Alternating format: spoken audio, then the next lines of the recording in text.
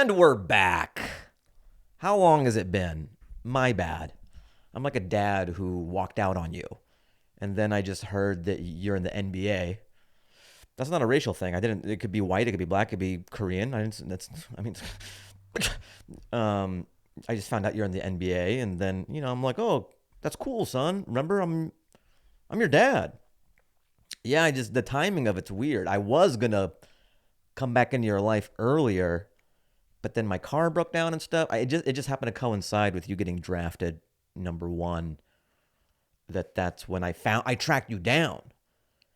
Because literally the day before I found out that you got signed a huge contract and all that stuff, I was gonna track you down. But just the timing of it, it's not opportunistic. I was like, I need to track down my son. It's been a long time. And then it just so happens you're in the NBA and you make a lot of money. But yeah, we should reconnect.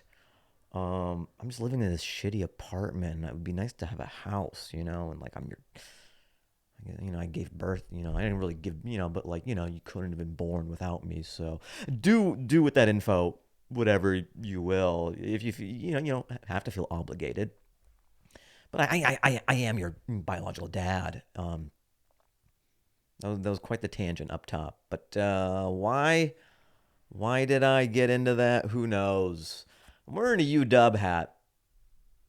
My brother got it for me. So my brother, he likes that I do comedy. I'm like a playable character for him. He likes business. He's a dentist. He likes the entrepreneurship of dentistry. He likes the entrepreneurship of stand-up and entertainment. And sometimes he'll have ideas for me. And the latest idea is, dude, you should wear more UW gear. Like when you do stand-up and when you do podcasts and stuff, you should wear more UW gear. He thinks like that's going to unlock, like I'm going to be Kevin Hart after I start wearing UW gear. So he bought me this hat. There's a UW sweater I wear sometimes. I'm not like fully locked and loaded on the site. I'm not totally sold, but it is clothing items and I wear it sometimes. It's not like that's my thing now. Every outfit you see me in is wearing UW gear. So, I mean, it's nice. It's nice that he's thinking of me. It's nice that he's strategizing. I wonder if he has a whiteboard at home and his wife's like, let's go to dinner. He's like, hold on, I'm on to something. He's like, wear more UW gear. And then he puts the cap on the pen. And he goes, now we can go. Hold on, let me take a picture of this and send it to Fahim. Yeah, well, the thing with this hat, though, it's a little too... I like the hat, but it's just fucking huge. It's like I'm a train conductor or I'm Elmer Fudd. It just makes it seem like I have a giant head. Dad hats are in, I guess, but not if you look like a dad. That's the trouble. A lot of fashion, like dad, normcore, all that shit, it looks good on an 18 or 21-year-old where it's ironic. When you wear it and you are of the age, like a dad wearing jeans from Costco isn't as cool as a 17-year-old. Like a 17-year-old could wear anything and it's cool because they make it cool because they're young. I think the only way you can be cool fashion-wise once you hit a certain age is just dressing classic, like appropriately, age appropriate. Maybe like a blazer, just being like fitted clothing. Like a nice dress shirt, some tailored slacks, some dress shoes. Dressing your age is the only way you can be cool. Like if you're hype beasting at 50 or 60, it looks like you're in a Disney movie and you're in a body switch comedy. Like what? Like it's like 17 again or whatever, where Matthew Perry and, R.I.P. That was so sad, man. It's so weird when the celeb, like I have no attachment. I don't know Matthew Perry, but then they're a part of your lives and it's like a family member. It happened to a family member or something. You're like, fuck, Matthew Perry, what chance do we have? Like he's your brother or something, but you see that guy on the screen every day. Yeah, I got sidetracked. So yeah, UW gear. I'm trying. Yeah, but it's too big. I feel like I have a lump on my head, like a coconut hit me in the head and go, or maybe there's enough space in the hat so that I could still wear the hat. Like if a coconut lands on my head and it goes, do lumps grow that fast or is that only in cartoons? Because for me, I've noticed if I get hit, I'll notice the bruise maybe later in the day or a day after. I've never had it just like 3 seconds and with like a slide a slide flute sound. But there's enough space in the hat to accommodate that Elmer Fudd lump. If like a wascally wabbit hit me in the head, I've got enough room. I guess just as a good thought on sports and stuff. My brother loves sports. So we went to the USC UW game. And then that was fun. It was cool. And then he just loves sports so much he wanted to go to a UCLA basketball game. We have no team in the race whatsoever. He's like, tickets are cheap. It's like $20. Let's go. I'm like, all right. So he's my guest, so I took him to the UCLA basketball game, and we're just watching two teams that we have no vested interest in play basketball. It was all right. It wasn't bad. It was neat. I know a little bit about sports. I don't know a ton. I know enough to like for the first one or two sentences in a conversation. But then this thing happens where the person who's really into sports keeps going and getting into the minutia. And then I just I stare at them and hope it's like a test. It's almost like that scene in Donnie Brasco where they find out that like he does like he's an informant or something. So I'm pretending to be this guy who's super into sports. Donnie, I want to do the sketch idea. And Donnie Brasco is such like an old movie. But if you know the movie, I wanted to do a sketch with like Ron DeSantis. Because I guess he's wearing high heels. That's so weird. Like, so he's wearing boots that are high heels and everyone knows it pretty much. The cat's out of the bag. The jig is up. It looks weird when he walks. What was his end game? He's supposedly a smart guy and a politician. Like, how can you be that smart and then dig yourself into this type of hole? Did he think he was going to be able to wear boot high heels for the rest of his life and no one would think it's weird? Right? Like, it's almost, I'm trying to think. It's crazy that certain things that are political faux pas that just blow you out of the race. Remember when Howard Dean was doing pretty well? And then he's like, we're going to go to blah, blah, blah. We're going to go to blah, blah. Yeah. He just went, yeah. And his career was over. That's literally nothing. But Americans are just like, we can't have a president who goes, yeah. And now this like boot high heels thing, he's done. He's out of the race. So yeah, I wanted to do a sketch where it's Ron DeSantis. And it's recreating that scene from Donnie Brasco where they go to like a Japanese sushi place or something and they have to take their shoes off. And he's like, no, I don't. Because in Donnie Brasco, he has a recorder because he's recording the mob. And so he can't take his boots off because then they'll know he's an FBI informant. But if Ron DeSantis is Donnie Brasco in this situation, he can't take his boots off because people will see him go down like 4 inches. Or maybe they'll see that there are high heels in there. So he's like, nah, I can't take my boots off. Nah. And then he beats up the guy. You should watch the scene. Maybe I'll throw it up. Watch the scene from Donnie Brasco. I think it'll be good. Everybody over a certain age will be like, this is rich. Got to recap the week, I guess. I did my Fahim Works on Stuff 2 days ago at the Comedy Store. It's my favorite show. It's sold out. It's been selling out like every time, which is very cool to finally be at a point where I can just put it up on my stories and enough people kind of like what I do or like my comedy enough just to enjoy spaghetti against a wall. It's my favorite show to do. I do the Comedy Store on the weekends, and it's fun to do polished stuff too. But honestly, my favorite thing about stand-up is trying a new joke for the first time and it working. And it not working even. I just love when you go from nothing to something. That's magic, and I'm always chasing that, and that's why I do stand-up. So that's why the Fahim Works on Stuff and his friends drop by is my favorite show to do. If you're in the LA area, I do it once a month. I usually do it at the Comedy Store Belly Room. Yeah, it was a lot of fun. And then I chop it up and I put it up on my YouTube. Obviously, as you see, I put like one a week. I try to do one a week, between 5 to 10 minutes. I don't know. We'll see. It changes. So I do it every month at the Comedy Store.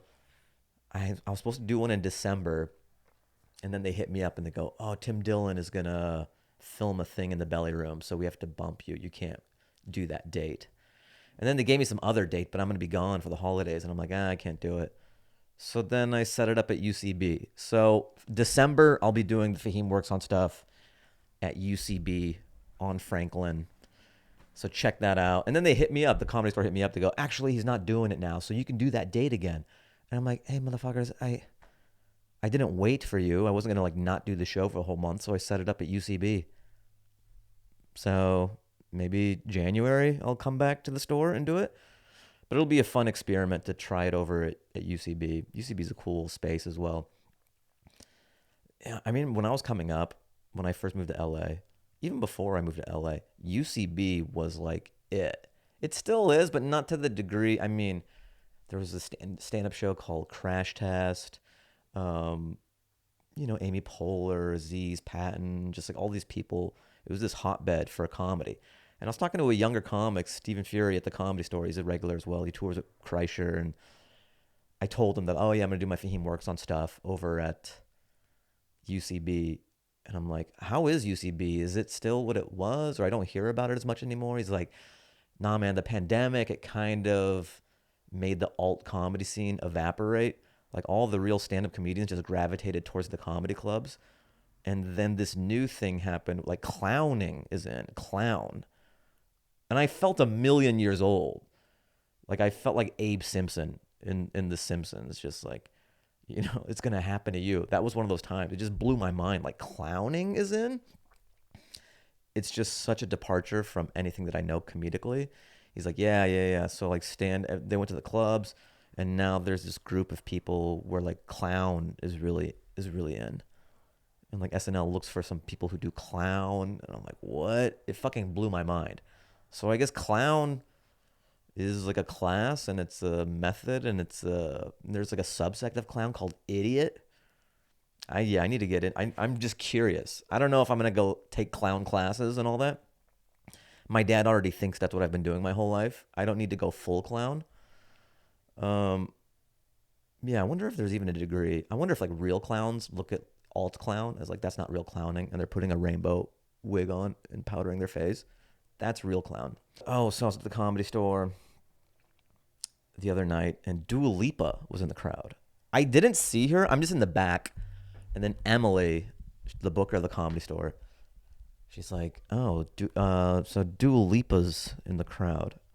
And I'm like, what? I love Dua Lipa. I love her music. I love her face. She's my celebrity crush, okay? If you know Dua Lipa, or you are Dua Lipa, and you're like very early to the Fahim party, please leave a comment, and then we'll DM, and then maybe we'll grab dinner or something. Maybe, yeah. So that was interesting. I couldn't see where she was in the crowd. I had to do my jokes. I couldn't just like do my jokes and try to like zero in on Dua Lipa. I have my own flashlight. I'm like, no, that's not Dua Lipa. Are you Dua Lipa? It's like Marco Polo. I'm like, Dua. And she's like, Lipa. And I'm like, oh, okay, there you are. Did my set. It was okay. I was rattled a little bit. I mean, it was fine, but part of it was weirder. It's not like he's doing a regular show. I'm like, oh, fuck. Dua Lipa. If it was someone uglier who was someone I didn't have a crush on, I probably would have done way better. But I was like, this environment, Dua Lipa, oh, fuck. And then I peed my pants. Hopefully she's into that. Hopefully. I think some girls are into like, performers who pee their pants on stage. Maybe I'll just say it was like an art installation, it's commentary on performance. No, it was fine. The set was good, but sometimes as a stand-up comedian, you have an idea of what you want to do, and it's not exactly what you want to do, or what it can be. So it's odd. Occasionally, you don't hit the mark in your mind, but then people after the show will be like, that was fucking amazing, dude. And you're like, oh, thank you. But it's harder to accept the compliment when you don't do exactly what you wanted to do. But, I mean, you do it long enough, you realize that's just part of the gig. But it's always great when you do what you want to do, and then the crowd's like, oh, that was great. Then I'm way more receiving of those compliments because I'm like, okay, I can allow myself to have that. What else? I did a sober living show last night. So I had heard about this show from some other comics. They've done it before. It's in the Valley, so it's close to me. It's like 10 minutes away. And it's for, people in recovery. And so I did it. You do like 20 minutes. It's an interesting space.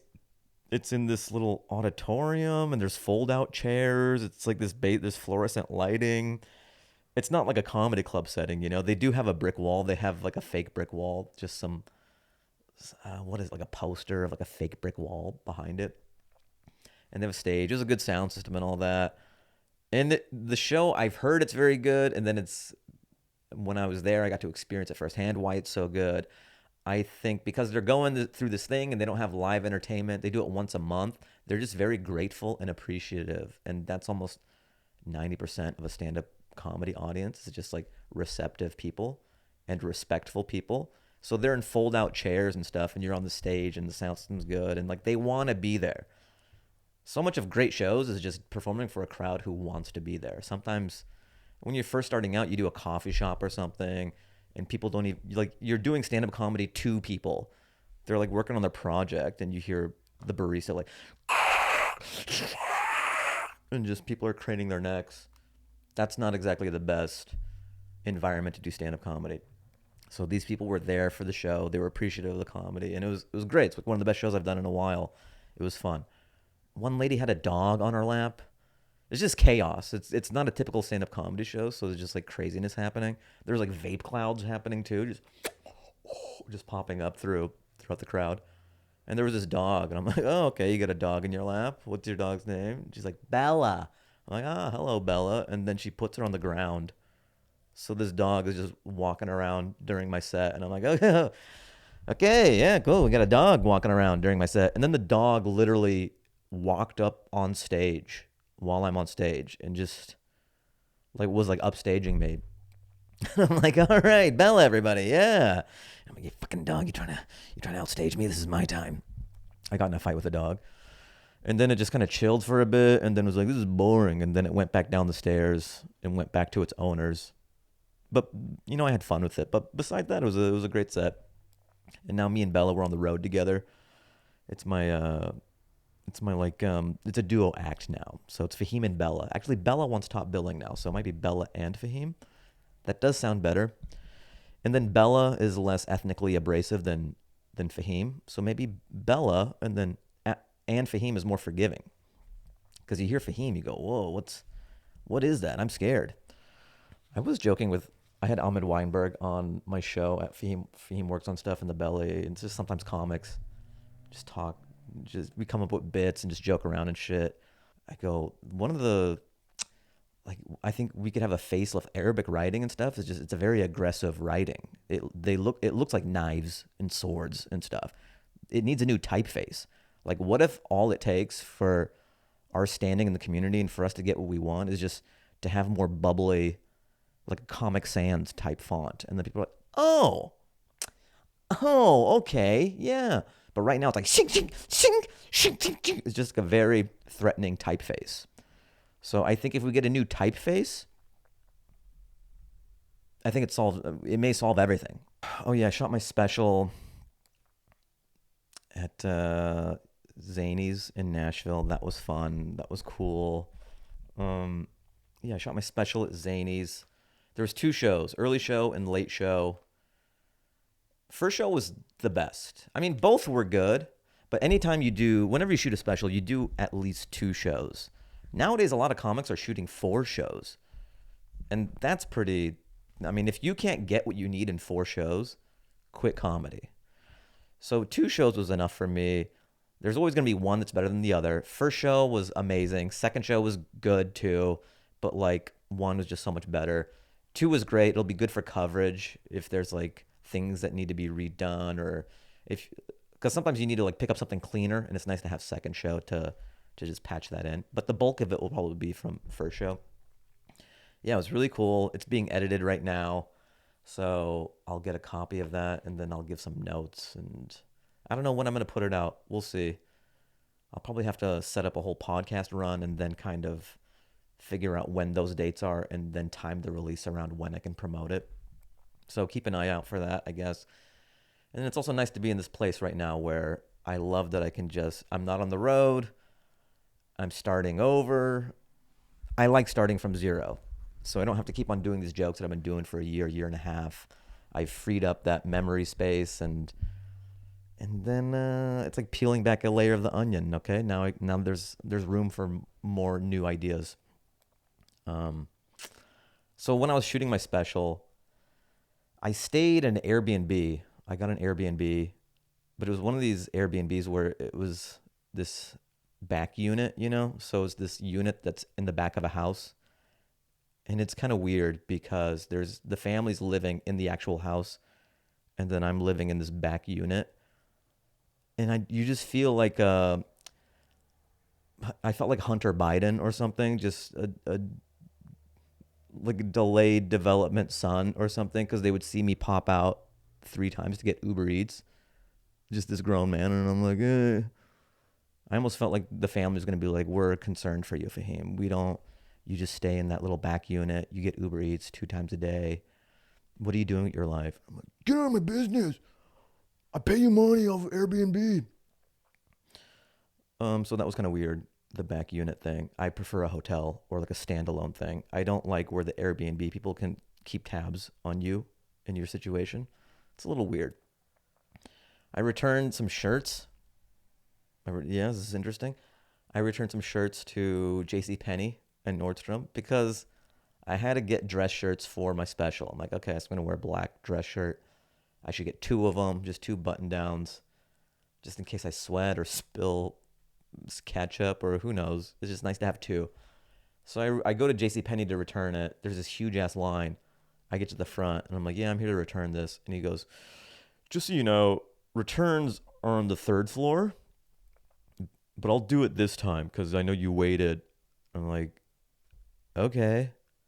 It's one of those things where you have to say thank you, even though they're being a piece of shit. How would I know returns are on the 3rd floor? There's no signage. Just so you know, returns are on the 3rd floor, but I'll do it this time. That's your fuck up. It's not my fuck up, okay? So I have to pretend to be appreciative, like, oh my God, thank you. So it's the 3rd floor? So the next time I come, okay, thank you. 3rd floor. Let me jot this down on my phone. 3rd floor. Thank you, kind sir. Most people wouldn't do this return. So that was kind of fucking annoying. And so I returned those shirts at JCPenney. And then I went to Nordstrom because I got a shirt from there too. So I go to Nordstrom, and then there's this guy chilling by. I go to like where the checkout, what is that thing called? The cashier? The little booth? Whatever.